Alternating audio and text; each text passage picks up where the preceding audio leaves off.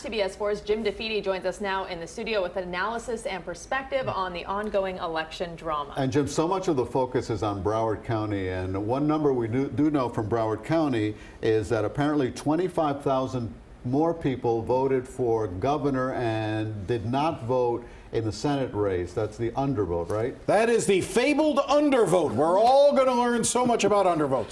Undervotes is an issue, just as you said, where somebody apparently leaves a race blank. In a hand recount, what you will do is you will actually go through and try to determine if there was a vote cast in that the machine may have missed. So they'll go through them by hand. But I want to go through with you something. The reason why Broward is catching so much attention is they have almost 25,000 undervotes in the Senate race, whereas they don't have, no other county has anywhere near that number. And one of the theories that's out there is the design of the ballot. Now I want to show you the Broward ballot. That's a sample ballot. You see on the far left-hand side, those are the instructions about how you fill out your ballot. That's the first page. And then at the bottom of the instructions, tucked down there in the bottom left corner, is the U.S. Senate race. All right, and then on the middle column at the top is the governor's race. So you had people voting in the governor's race, but not in the Senate race. One theory is that people missed the Senate race because it was at the bottom of the instructions. And in fact, we now know this is not the way you're supposed to put a ballot together.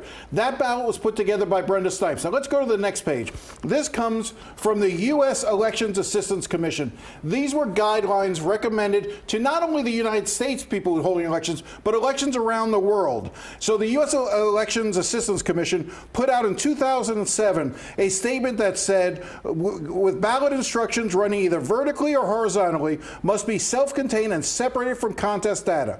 Vertical instruction treatments cannot share column space with contest.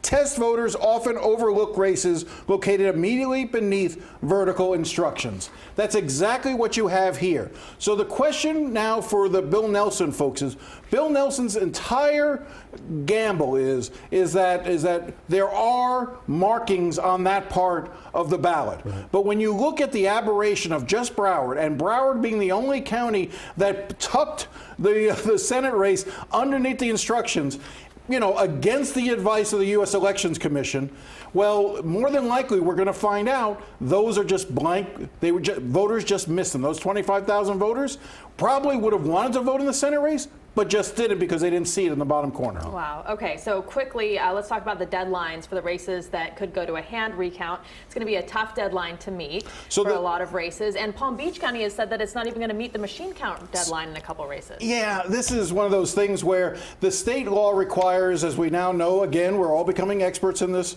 that the machine recounts have to be done in all 67 counties by Thursday. That's literally running all 8.5 million ballots through each county's respective machines in time. Any race that still remains under a quarter of a point goes to a hand recount, just as we talked about. I think that's going to be very difficult for a number of the bigger counties to get done in time. That has to be done by next Sunday, because the following Tuesday is when the governor meets with the cabinet to certify the results of the election.